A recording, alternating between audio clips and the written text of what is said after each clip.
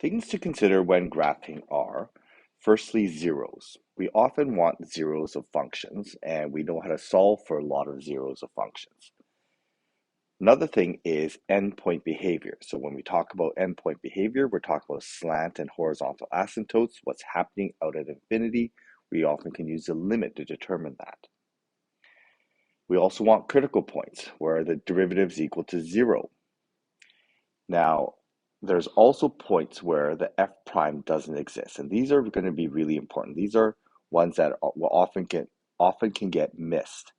So where the derivative doesn't exist, such as vertices, non-differentiable points, points of discontinuity, holes, and vertical asymptotes. We have to be really cognizant of those points when we are making our slope charts, when we're looking for critical points.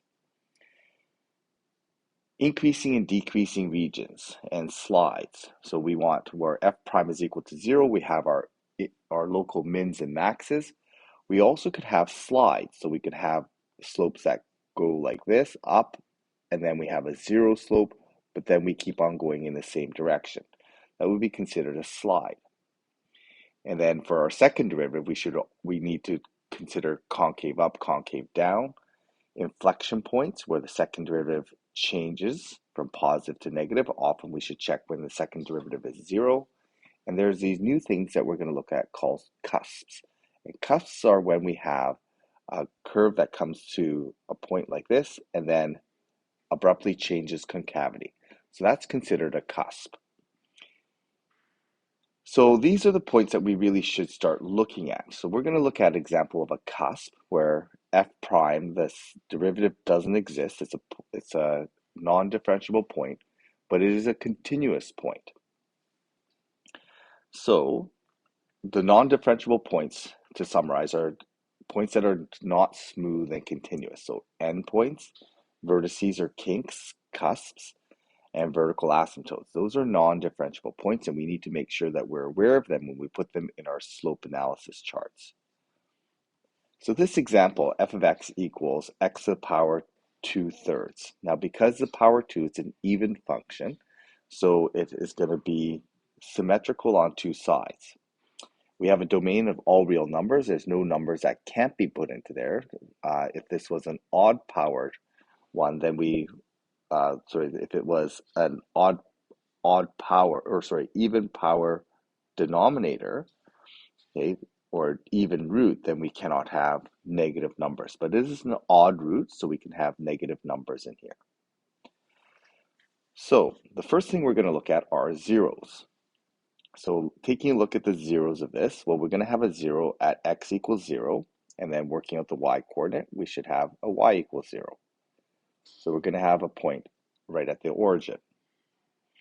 We want to look at then the first derivative.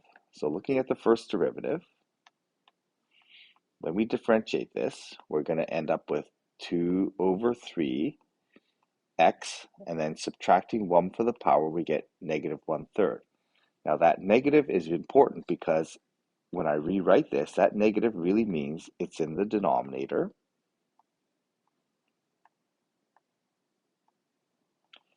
And that means we have a point that we cannot evaluate. We have a restriction. X cannot be equal to 0. So what that means is, although we have a point at 0, the derivative cannot be defined at 0. So we have to make sure we account for that on our slope charts. That's important that we keep in our slope charts because things can happen across that non-differentiable point. In fact, when we check our slopes across that point, if we take a look at slope at -1, we're going to end up with a negative slope. So it's going to be pointing down here. And then if we check the slope at +1, we get a positive slope. So we end up having a change of slope across that non-differentiable point. And so that's important that we can see that. Now I'm going to take a limit here and see what happens as our endpoint behavior.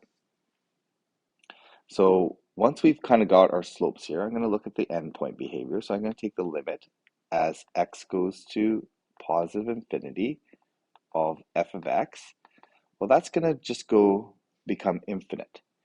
And then as we go to negative infinity,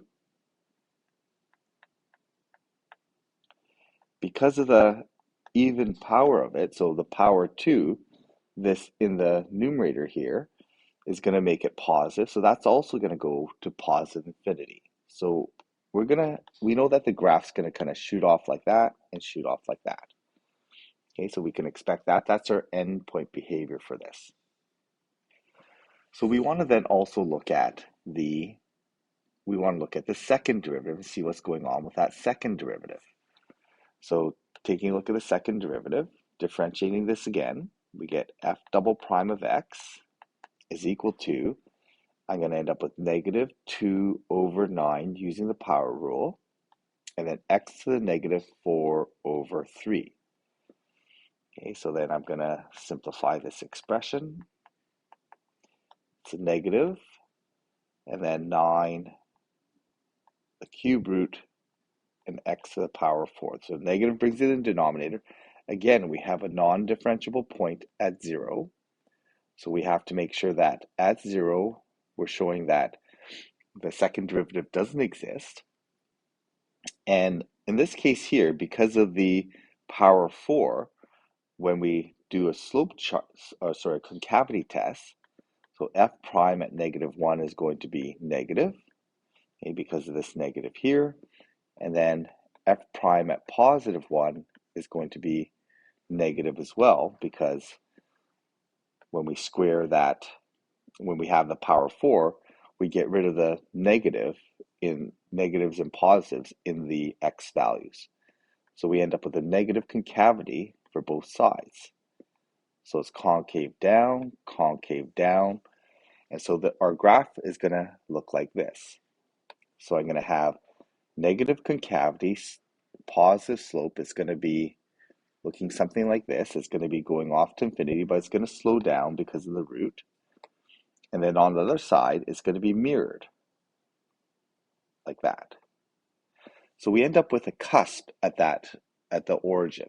And this is a non-differentiable point that is continuous though. And although the point exists, the derivatives don't exist at that point because of that divide by 0.